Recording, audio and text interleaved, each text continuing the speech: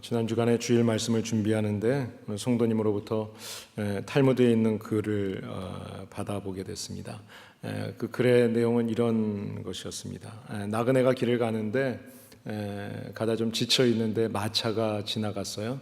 그래서 지나가는 마차를 세웠습니다. 그리고 내가 아프고 힘드니까 날 좀 태워줄 수 있겠느냐. 그랬더니 마부가 기꺼이 그 사람을 태워줬어요. 빈자리에 태워주고 이제 올라타서 나그네가 마부에게 묻습니다. 여기서 예루살렘까지 얼마나 걸립니까? 그랬더니 여기서 한 30분 정도 걸리는데요. 알겠습니다. 그리고 이제 감사합니다 인사하고 그 마차에 이제 타서 잠을 잤습니다. 그리고 일어나서 보니까 한 30분 정도가 지났어요. 그래서 마부에게 물었습니다. 예루살렘에 다 왔나요? 그랬더니 그분이 하는 이야기가 예루살렘까지는 여기부터 1시간 거리입니다. 아까 30분이라 그랬는데 지금 30분 이미 지났잖아요. 그랬더니 그 마부가 하는 이야기가 이 마차는 반대 방향으로 가는 마차입니다. 우리가 지금 예수님처럼 예수님과 같이 살고 싶다. 우리가 하나님을 알고 예수님을 믿는 사람들이라면 어떻게 살아야 될까를 생각하면서 그 방향과 기준을 정하고 있습니다. 인생에서 중요한 것을 사람들은 속도라고 생각합니다. 그렇지만 인생에서 가장 중요한 것은 방향입니다. 방향이 맞으면 늦게라도 목적지에 도착할 수 있지만 방향이 잘못되면 그 목적지에 도달할 수가 없습니다. 남들보다 아무리 빨리 달렸다고 할지라도 그것이 올바른 방향이 아니었다면 얼마나 불행한 일이겠습니까? 그런데 많은 사람들이 속도를 중요하게 생각하고 방향을 잃어버리고 살아가고 있는 것입니다. 우리 모든 크리스찬들에 있어서의 방향, 그 목표점은 어디인가 하면 바로 예수님을 닮아가는 것입니다. 예수님처럼 사는 것입니다. 우리가 어떻게 하면 예수님처럼 살 수 있을까요? 어떻게 하면 성도다운 성도가 될 수 있을까요? 오늘 본문 45절에서 이렇게 이야기합니다. 이렇게 하면 하나님 아버지의 아들이 된다. 하나님 아버지의 아들, 예수님처럼 살 수 있는 삶. 어떻게 하면 하나님 아들의 신분으로 우리가 살아갈 수 있을까요? 내가 예수를 믿고 성령님의 은혜로 구원받아서 그리스도인 성도가 되었습니다. 그런데 성도로서 살아간다고 하는데 정말 하나님의 아들의 신분으로 사는 것, 여러분 어떠세요? 내가 크리스찬입니다 라고 이야기하면서 사시니까 여러분 쉽든가요? 결코 그리스도인의 삶은 하나님 아버지의 아들의 신분으로 살아가는 삶은 결코 쉬운 삶이 아닙니다. 우리가 예레미야를 계속 묵상하고 있는데 어제 묵상했던 예레미야서 30장 22절에 보면 하나님이 이렇게 말씀합니다. 너희는 내 백성이 되었고 그리고 나는 너희의 아버지다. 그런 말씀을 합니다. 하나님은 어떤 분일까요? 신구약 성경을 보시게 되면 여러 곳에서 하나님께서 친히 이렇게 말씀합니다. 내가 거룩하니 너희도 거룩하라. 하나님의 백성이 된 사람들은, 하나님의 아들, 딸이 된 사람들은 거룩하신 하나님처럼 거룩해져야 된다는 말입니다. 여기서 이야기하는 거룩함이라고 하는 것은 그저 더러운 것을 손을 씻는 것과 같은 깨끗함만을 이야기하는 것이 아닙니다. 하나님이 말씀하시는 이 거룩함이라고 하는 것은 하나님의 백성이 지녀야 될, 하나님의 아들, 딸이 지녀야 될 거룩함, 이것은 바로 구별됨을 이야기하는 것입니다. 세상 사람들의 생각과 기준과 분명하게 구별된 것을 말하는 것입니다. 하나님의 은혜로 하나님의 백성이 된 사람들이 살아가는 삶의 모습, 예수님의 제자로 살아가는 삶의 모습, 하나님의 아들로, 거룩하신 하나님의 아들로 살아가는 삶, 이것은 그냥 쉽게 부담 없이 살 수 있는 그런 삶이 아닙니다. 하나님의 아들로 살아간다는 것은 반드시 부담이 있는 것이고 그 거룩한 부담을 지고 가는 삶입니다. 요즘에 우리가 읽고 있는 선지서를 보게 되면 선지서에는 하나님께서 분명히 말씀합니다. 내가 꾸준하게 계속해서 선지자를, 나의 말을 대언할 사람을 보내서 너희들에게 이야기했다.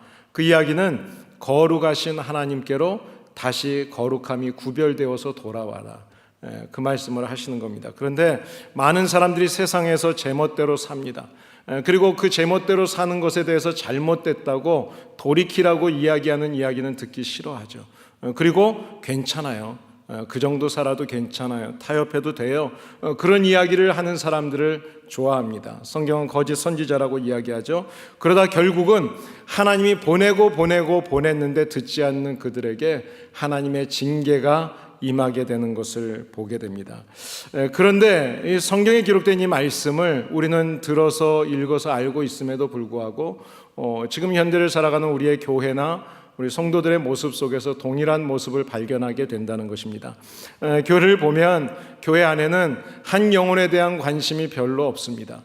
정말 예수를 처음 믿은 사람에게 어떻게 예수님을 믿으면서 살아가야 되는지 가르쳐 주는 것에 관심이 없습니다. 교회를 떠났다가 다시 교회에 와서 또 신앙생활을 해보려고 하는 사람에 대해서 경계심을 갖고 쳐다봅니다. 별로 관심이 없어요. 그리고 많은 사람들의 생각은 그저 교인 수가 빨리 많아져서 교회가 커졌으면 하는 것입니다. 그래서 많은 교회들이 심리적인 프로그램들을 가져오고 그리고 여러 가지 마케팅들을 하면서 사람을 모으는 일에만 관심을 갖고 있죠. 그뿐만 아니라 성도들도 마찬가지입니다. 성도들의 모습을 보면 자기 위주의 생각을 합니다. 자기가 중요하다고 생각합니다. 그래서 내가 편하면 내가 좋으면 되는 것입니다. 그래서 죄와 회개에 대한 이야기는 듣기 싫어하죠. 내가 듣기 좋은 이야기를 쫓아다닙니다. 그리고 모든 기준을 나에게 맞추라고 하고 나에게 맞추지 않을 때는 그 기준도 쉽게 바꾸려고 하는 모습을 보게 됩니다. 바로 우리가 요즘에 읽고 있는 선지서에 등장하는 이사야, 유다의 백성들의 모습이 그랬습니다. 오늘 본문 43절의 말씀을 보시면 당시 그 유대인들과 예수님이 살던 그 시대의 바리새인들이 그들이 가르치고 그리고 듣고 배웠던 것들을 한마디로 예수님께서 지적을 하시면서 이렇게 말씀합니다. 내 이웃을 사랑하고 내 원수를 미워하라 하였다는 것을 너희가 들었으나, 그들이 가르치고 들었던 이야기가 무엇인가 하면 내 이웃을 사랑하고 내 원수는 미워해라, 그 말입니다. 우리가 알고 있었던 어떤 성경의 말씀과 전혀 다르다는, 좀 이상하다는 생각이 들지 않으세요? 내 이웃을 내 몸과 같이 사랑해라. 그리고 원수를 사랑해라. 나를 핍박하는 자를 위해서 기도해라. 그것이 바로 하나님의 말씀이었습니다. 그런데 오늘 말씀을 보게 되면 예수님께서 그 하나님의 말씀이 잘못되게 가르치고 듣고 배우고 있는 모습을 지적해서 말씀하고 있는 것입니다. 내 이웃을 내 몸과 같이 사랑하라는 말씀, 그들이 이미 알고 있는 말씀이에요. 그런데 여러분, 이웃을 내 몸처럼 사랑한다, 쉬울 것 같으세요? 나를 위해서는 100불짜리 영양제를 먹고 550불짜리 스테이크를 먹을 수 있을지 모르지만 잘 모르는 사람, 아니 원수 같은 사람, 내가 별로 좋아하지 않는 이웃이어도 별로 큰 관계가 없는 사람에게 여러분 50불짜리 스테이크 사줄 수 있으세요? 영양제 100불짜리 사줄 수 있으세요? 쉬운 일이 아닙니다. 그래서 내 이웃을 사랑하라고 하는데 거기서 내 몸과 같이라는 말은 살짝 빼버렸습니다. 이웃을 사랑하라는 말은 별로 부담스럽지 않죠. 지나가는 사람, 내가 알고 있는 사람, 관계가 있는 사람 사랑합니다. 악수 한번 하고 그냥 표현하는 것은 그렇게 어렵지 않아요. 그런데 이웃을 내 몸과 같이 사랑하라는 말은 부담이 되는 거죠. 그 말은 빼버렸어요. 원수를 사랑하는 말씀 알고 있습니다. 근데 여러분, 원수를 사랑하는 것이 말처럼 정말 쉽던가요? 여러분 중에 정말 솔직히 원수를 사랑할 수 있는 분 계시면 한번 손 들어보세요. 쉬운 일이 아닙니다. 사람이 할 수 있는 일 아닙니다. 그래서 원수를 사랑하는 말, 이 말은 살짝 빼버리고 내 원수는 뭐라 그랬어요? 미워하라. 미워해도 괜찮다는 말로 말을 바꾸어 놨습니다. 그래서 만들어진 말이 그들이 늘 하고 있던 이야기를 예수님이 지적하는 겁니다. 내 이웃을 사랑하고 내 원수를 미워해라, 이렇게 바뀌어졌다는 것입니다. 여러분, 이렇게 내가 듣기 싫은 이야기는 듣지 않고 내가 듣고 싶은 이야기만 듣고 듣기 싫은 이야기 살짝 빼버리고 세상과 타협하면서 살 수 있는, 그렇게 바꿔놓은 성경 하나님의 말씀, 이 말씀을 듣고 이 말씀대로 살려고 하면 어떠세요? 이 정도면 얼마든지 목사할 수 있습니다. 얼마든지 장로 행세할 수 있습니다. 얼마든지 성도 행세할 수 있습니다. 그 정도의 신앙은 누구나 지킬 수 있어요. 부담이 없이 얼마든지 신앙생활 할 수 있어요. 여러분들이 좀 불편하게 들릴지 모르겠지만 저는 교회 직분자들이 세워질 때 그분과 면담을 하면서 제가 확인하는 것이 있습니다. 세례를 받는 분들에게도 제가 동일하게 질문을 합니다. 아직도 술을 하십니까? 아직도 담배 피우고 계시나요? 주님의 교회에서 함께 예배드리는데 예배 생활을 얼마나 제대로 하고 계십니까? 하루에 얼마나 기도 생활 하십니까? 하나님 앞에 귀한 예물을 마음을 정성을 다해서 드리고 계십니까? 하나님의 교회를 위해서 직분자가 되었다면 오늘 이후로는 내가 끊을 것은 끊어야 되겠다. 그리고 하나님이 원하시는 하나님 앞에서의 예배의 삶을 살아야 되겠다. 그런 신앙생활에 대한 서약을 할 수 없다면 본인과 교회와 하나님을 위해서 다음 기회에 직분을 받아도 된다고 저는 말씀을 드립니다. 권면합니다. 적어도 거룩하신 하나님의 교회를 위해서 섬기는 직분자가 된다면 이 정도의 기준은 있어야 되지 않을까요? 이 정도의 기준은 내가 지켜야 되지 않겠어요? 목사님, 아무개가 목사님 교회 다닌다는데 직분자라는데 그분 잘 아시나요? 라고 물을 때 제가 좀 부끄러움 없이 대답할 수 있어야 되지 않겠습니까? 내가 기호식품 하나도 끊지 못하면서 하나님을 위해서 직분을 감당하고 십자가를 지겠다. 그것은 어불성설이라는 생각이 듭니다. 그래서 성경이 그 기준에 대해서 이런 말씀을 하십니다. 우리 같이 한번 스크린을 보시면서 천천히 같이 읽겠습니다. 시작. 미쁘다 이 말이여 곧 사람이 감독의 직분을 얻으려 함은 선한 일을 사모하는 것이라 함이로다. 그러므로 감독은 책망할 것이 없으며 한 아내의 남편이 되며 절제하며 신중하며 단정하며 나그네를 대접하며 가르치기를 잘하며 술을 즐기지 아니하며 구타하지 아니하며 오직 관용하며 다투지 아니하며 돈을 사랑하지 아니하며 자기 집을 잘 다스려 자녀들로 모든 공손함으로 복종하게 하는 자라야 할지며 사람이 자기 집을 다스릴 줄 알지 못하면 어찌 하나님의 교회를 돌보리요. 새로 입교한 자도 말지니 교만하여져서 마귀를 정죄하는 그 정죄에 빠질까 하며 또한 외인에게서도 선한 증거를 얻은 자라야 할지니 비방과 마귀의 올무에 빠질까 염려하라. 이어지는 디모데전서 3장 8절의 이후의 말씀을 보시면 집사의 직분을 맡는 분들에 대해서도 이야기합니다. 같이 한번 읽겠습니다. 이와 같이 집사들도 정중하고 일구이언을 하지 아니하고 술에 인박이지 아니하고 더러운 일을 탐하지 아니하고 깨끗한 양심에 믿음의 비밀을 가진 자라야 할지니 이에 이 사람을 먼저 시험하여 보고 그 후에 책망할 것이 없으면 집사의 직분을 맡게 할 것이요 여자들도 이와 같이 정숙하고 모함하지 아니하며 절제하며 모든 일에 충성된 자라야 할지니라. 집사들은 한 아내의 남편이 되어 자녀와 자기 집을 잘 다스리는 자일지니 집사의 직분을 잘한 자들은 아름다운 지위와 그리스도 예수 안에 있는 믿음의 큰 담력을 얻느니라. 이런 직분자에 대한 말씀들이 여러 곳에 많이 있습니다. 한번 우리 베드로전서 5장에 교회 장로들에 대한 말씀도 한번 같이 읽어보겠습니다. 1절에서 4절입니다. 함께 읽습니다. 너희 중 장로들에게 권하노니 나는 함께 장로된 자요 그리스도의 고난의 증인이요 나타날 영광에 참여할 자니라. 너희 중에 있는 하나님의 양무리를 취대 억지로 하지 말고 하나님의 뜻을 따라 자원함으로 하며 더러운 이익을 위하여 하지 말고 기꺼이 하며 맡은 자들에게 주장하는 자세를 하지 말고 양무리의 본이 되라. 그리하면 목자장이 나타나실 때에 시들지 아니하는 영광의 관을 얻으리라. 그리고 이어서 5, 6절에 이렇게 말씀합니다. 한번 이 말씀도 같이 읽어보겠습니다. 젊은 자들아 이와 같이 장로들에게 순종하고 다 서로 겸손으로 허리를 동이라. 하나님은 교만한 자를 대적하시되 겸손한 자들에게는 은혜를 주시느니라. 그러므로 하나님의 능하신 손 아래에서 겸손하라. 때가 되면 너희를 높이시리라. 교회에서 직분자로 세움을 받는 사람들은 영적으로 그리고 인격적으로 본이 되어야 된다는 것을 성경이 말씀하고 있는 것입니다. 말과 행동과 그리고 예배 생활에 있어서 본이 되어야 그래야 젊은 사람들이 따르지 않겠어요?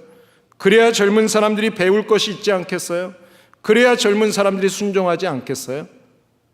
많은 교회들이 어려움을 겪는 이유 중에 하나가 바로 여기에 있습니다. 거룩함과 구별함이 없는 사람들, 본이 되지 않는 사람들이 세워져서 그분들 때문에 교회가 어려움을 겪는 것입니다. 교회 직분이라고 하는 것은 하나님의 교회를 위해서 거룩한 부담을 갖는 직입니다. 하나님의 교회를 위해서 거룩한 부담, 구별된 부담. 마가복음 15장에 보시게 되면 예수님이 십자가를 지실 때 거룩한 불편한 그 부담감을 갖고 짐을 졌던 한 사람 이야기가 나옵니다. 알렉산더와 루포의 아비인 구레네 사람 시몬, 그 사람이 시골로부터 이제 올라왔다가 본인이 원치 않게 억지로 예수님의 십자가를 지게 되었습니다. 얼마나 부담스러웠을까요? 얼마나 괴로웠겠습니까? 그런데 그의 삶의 능력이 그 이후에, 그 당시에는 억지로 졌는데 그것이 능력이 됐어요. 마가복음이라고 하는 것은 예수님이 부활하신 이후에 30년쯤 지나서 기록된 성경입니다.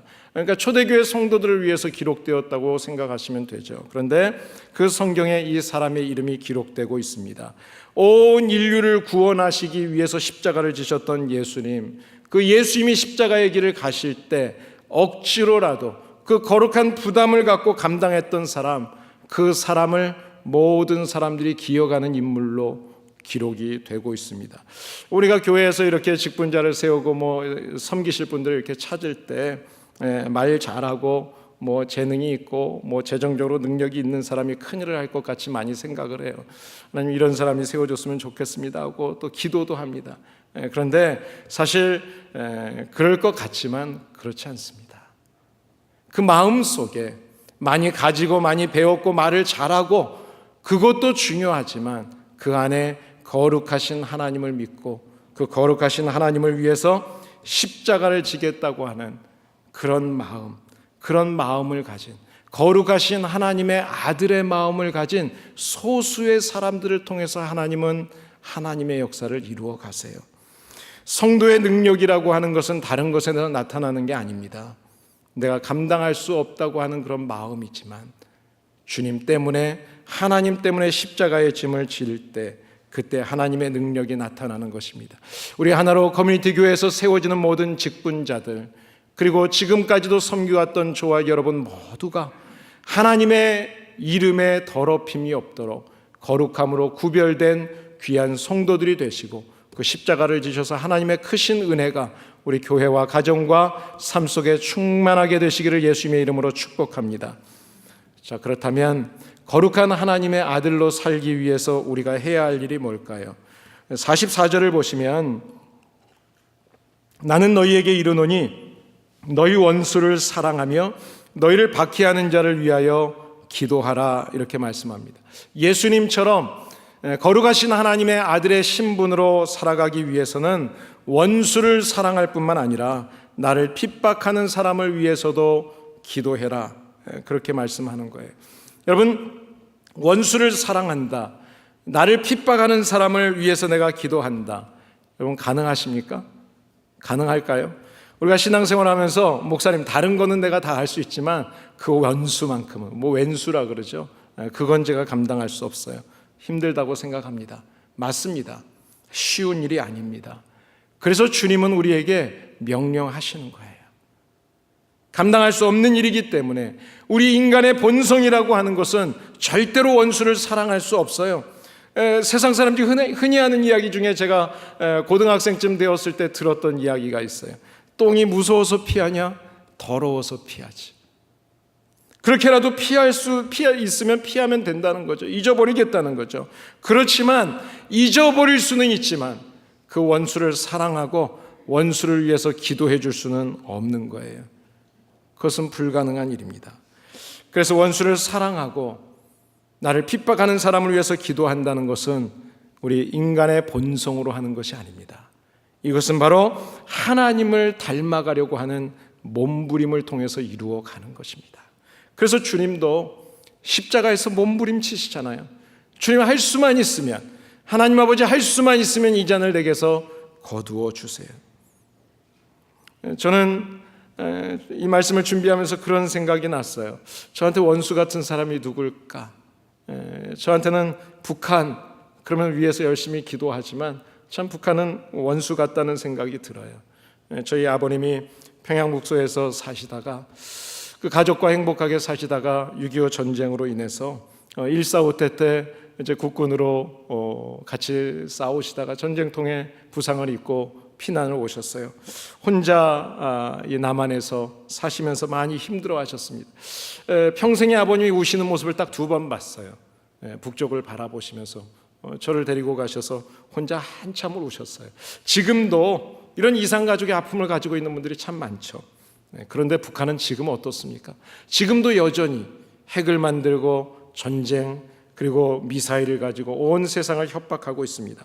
그 땅에 많은 사람들이 굶주림과 고통 가운데 있는데, 그런데 지금도 하는 일들은 그래요. 많은 교회와 성도들이 북한을 돕다가 포기하는 이유가 거기에 있습니다. 도와주려고 가도 트집을 잡아요.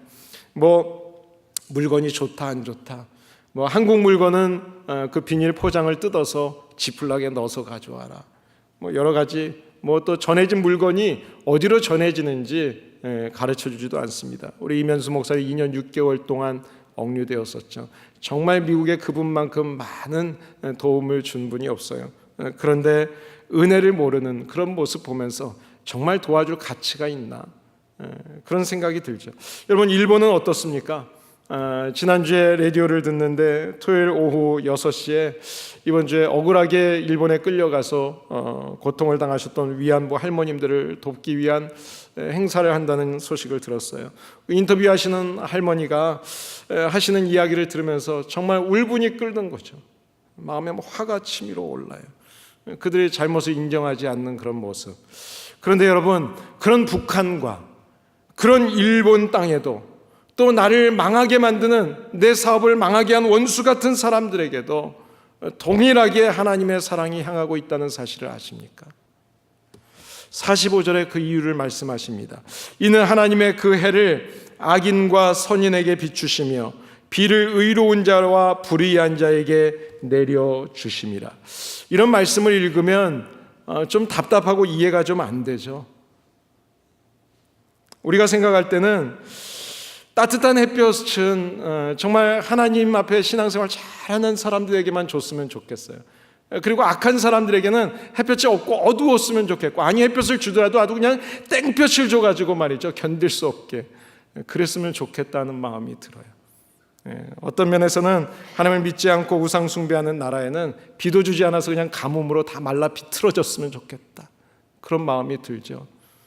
그런데 하나님의 속성은 그렇지 않습니다. 하나님은 누구에게나 은혜를 베푸시기를 원하고, 죄를 지어서라도 돌이키기만 하면, 다시 돌아오면 기다리셨다가 그들을 다시 하나님의 아들로 회복시켜 주시고자 하시는 긍휼, 그 자비, 그 은혜가 하나님의 속성이. 우리 같이 이런 마음에 막 화가 나고 이런 사람들에게까지 이런 은혜를 주나, 그런 마음이 드는 우리들에게 하나님께서 46절 47절에 이렇게 말씀합니다. 너희가 너희를 사랑하는 자를 사랑하면 무슨 상이 있으리요? 세리도 이같이 아니하느냐? 또 너희가 너희 형제에게만 무난하면 남보다 더하는 것이 무엇이냐? 이방인들도 이같이 하지 않느냐? 여러분, 한마디로 이런 거예요. 나를 사랑해주는 사람, 나 밥 사주고 여행도 데려다녀주고 내가 아프면 찾아와주고, 내가 사랑해야 될 이유가 있는 사람, 그 사람을 사랑하는 사랑은 아무나 다 할 수 있는 사랑이라는 거예요. 아니, 세리 같은 사람, 동족들의 피를 빨아서 먹고 사는 그런 사람들도 그 정도는 다 한다는 거죠. 영원히 죽을 수밖에 없는 나 같은 죄인을 위해서 독생자를 보내주신 그 하나님을 믿고 또 내 죄를 사해 주신 예수님의 십자가를 믿는 사람들이라면 그들보다는 분명히 달라야 되지 않느냐, 그 말입니다. 예수님께서 산상수훈에서 가르치신 말씀처럼 남이 하지 않는 것, 남이 도저히 할 수 없는 것, 그렇지만 나는 성도이기 때문에, 나는 하나님의 아들이고 딸이기 때문에, 그렇기 때문에 나는 마땅히 원수까지라도 사랑해야 된다. 이것이 바로 주님이 우리에게 말씀하고 있는 사랑입니다. 자, 그렇다면 어떻게 우리가 원수를 사랑하고 원수들을 위해서, 핍박하는 사람을 위해서 기도할 수 있을까요? 오늘 여기 본문 48절에서 이렇게 말씀합니다. 그러므로 하늘에 계신 너희 아버지의 온전하심과 같이 너희도 온전하라. 여러분, 하나님은 우리가 아직 원수 되었을 때 하나님께서 우리를 사랑하셨다고 말씀했습니다. 원수 관계였을 때 우리를 사랑하셨어요. 그 말을 이렇게 말씀합니다. 우리가 죄인 되었을 때 하나님은 우리를 거룩한 하나님의 자녀로 다시 회복시켜 주시기 위해서 독생자를 보내주시기로 계획하십니다. 그리고 때가 되었을 때 그 예수님을 보내주십니다. 그 하나님처럼 그런 사랑을 해라. 그 사랑이 완전한 사랑이다. 그런 완전한 사랑을 해라. 여러분, 이런 완전한 사랑, 온전한 사랑을 이야기하면 목사님, 인간은 원래 죄인이잖아요. 그리고 사람이 원래 약하잖아요. 그래서 제가 좀 약해요. 그런 이야기를 하면서 우리는 종종 쉽게 이렇게 죄 짓는 것도 그냥 대충 용서해주고 넘어가고, 내가 용서하지 못하는 것도 나는 약하니까 당연하게 생각하려고 합니다. 그런데 이 약함이라고 하는 것이 우리가 신앙의 고백으로 드려지는 것이라면, 신앙의 고백으로 나타날 때는 이것은 바로 하나님의 은혜를 받을 수 있는 긍정적인 방향으로 갈 수 있는 거예요. 그런데 이 약함이라고 하는 것을 변명으로 자기 합리화를 위해서 쓴다면 이것은 결국은 세상과 타협하게 되고, 하나님이 원하시는 거룩함, 하나님이 원하시는 그 구별됨을 상실하게 되는 것입니다. 이 온전이라고 하는 것은 그래요, 맞아요. 사람은 할 수 없어요. 나는 할 수 없어요. 우리의 노력으로 온전하게 되어지는 게 아니에요. 그렇기 때문에 하나님 앞에 도우심을 구하는 겁니다. 그때 성령님께서 내 안에 임하셔서 그 성령님이 우리의 마음에 그 원수를 사랑할 수 있는 마음을 주시고, 나를 핍박하는 사람을 위해서 기도할 수 있게 하시고, 우리가 한 마음이 되게 해주시는 것입니다. 이 온전함은 성령의 충만함이 없이는 절대로 이루어질 수 없는 거예요. 바로 그 모습이 사도행전 4장에 나오는 처음 초대교회의 모습 속에 나타나고 있습니다. 우리가 금요일마다 사도행전의 교회를 살펴보고 있습니다. 요즘 보고 있는 4장의 말씀을 보게 되면 그들의 모습 속에서 이 모습을 발견하게 됩니다. 한없이 연약했습니다. 연약했어요. 그래서 매일 넘어졌어요. 예수님이 계실 때도 그랬고, 예수님이 죽으실 때도 그랬고, 예수님이 죽으신 다음에도 연약했던 제자들. 그런데 그들이 성령의 도우심으로 기도 가운데 성령의 은혜를 받았습니다. 이제는 죽음도 두려워하지 않고 담대하게 복음을 증거합니다. 그러는 중에 저들이 함께 다시 기도하면서 저들이 핍박한다는 소식을 듣자마자 함께 기도할 때 한 마음이 되었어요. 같이 기도하는 중에 하나님께서 성령의 충만한 은혜를 다시 주십니다. 그때 그 초대교회가 이 땅의 가장 이상적인 교회의 모습, 바로 천국이 이 땅에 임한 모습을 우리들에게 보여줬습니다. 성도들이 성령에 충만해지니까 그때 저들이 했던 것이 자기의 가진 소유를 내 것이라고 요구하지 않고 내 소유를 공동체의 소유로 내어놓기 시작합니다. 그리고 공동체를 위해서 함께 돌보는 사역을 감당합니다. 나보다 어려운 사람, 외로움 속에 있는 사람을 위해서 그 물질을 쓰고 마음을 쓰고 시간을 쓰고 생명을 사용했습니다. 이렇게 하는 가운데 그 사랑의 공동체가 이루어지는 중에 가장 모델적인 사람을 성경이 한 사람 이야기합니다. 요셉이라는 사람이에요. 그런데 이 요셉이라는 사람을 요셉이라고 부르지 않고 바나바라고 불렀습니다. 이 요셉이라고 하는 사람은 공동체 안에서 낙심되고 좌절하고 어려움 속에서 생활고에 고통받고 있는 사람들을 위해서 자기의 물건을 다 내어놓았습니다. 사도들 앞에 내어놓고 그것을 공동체를 위해서 사용했어요. 그리고 그들을 위해서 헌신했어요. 그랬더니 그 공동체에서 그를 부를 때 요셉이라고 부르지 않고 그를 바나바라 불렀다는 거예요. 바나바라는 말은 권위자입니다. 여러분, 권위자라고 하는 것은 내가 세워서 권위가 생기는 게 아니죠. 권위는 다른 사람들이 세워주는 게 권위입니다. 그 권위는 위로하는 자, 격려하는 자. 그 권위자 바나바의 말 속에는 그 의미가 있습니다. 참된 권위자, 참된 위로자, 참된 본이 되었던 사람, 그 사람이 바로 바나바였습니다. 바나바는 위로하고 격려하고 칭찬하고 일으켜주고 세워주는 일에 최선을 다했고, 그 모습을 보면서 다른 사람들도 동일하게 자기의 소유물을 내어놓고 그 공동체와 함께 쉐어하면서 그들이 그 사랑을 나누게 됐다는 거예요.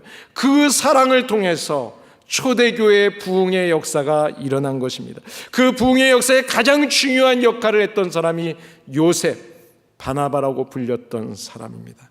초대교회의 부흥의 역사는 이 바나바로 시작이 됐어요. 그러나 바나바 한 사람으로 시작된 것이 아니라 그 모습을 보고 듣고 배웠던 사람들이 동일하게 한 마음이 되어서 그 공동체에서 사랑을 나눌 때 그 사랑의 공동체가 이 세상 사람들 앞에 충격을 준 거예요. 그리고 저들을 통해서 하나님의 놀라운 역사가 이루어지는 것을 본 거예요.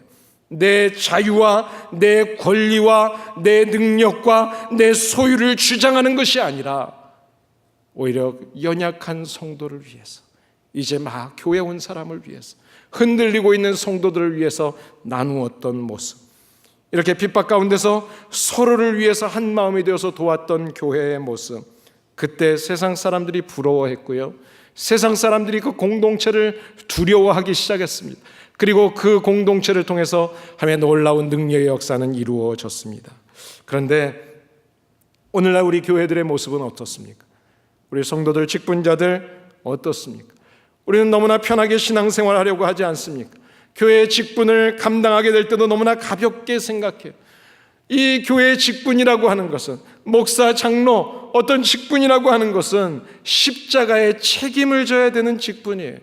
그 십자가의 고난을 감당해야 되는 직분이에요. 그런데 우리는 의무는 감당하지 않으면서 권리를 주장할 때가 얼마나 많이 있습니까? 그러면서 하나님의 뜻과 상관없이 수많은 다툼을 일으키고 있는 것이 오늘 교회의 모습이 아닐까요? 우리 하나로 커뮤니티 교회가 하나님의 아들의 신분을 가지고 살아가는 성도들로서 교회다운 교회, 성도다운 성도가 되기 위해서 방향을 분명하게 정할 수 있으면 좋겠습니다. 거꾸로 가는 것이 아니라 정말 하나님이 원하시는 교회의 모습으로 가셔서 조금 늦더라도 우리가 올바른 방향으로 주님이 원하시는 교회의 거룩한 모습, 구별된 모습이 우리 교회와 성도 안에 있게 되기를 예수님의 이름으로 축복합니다.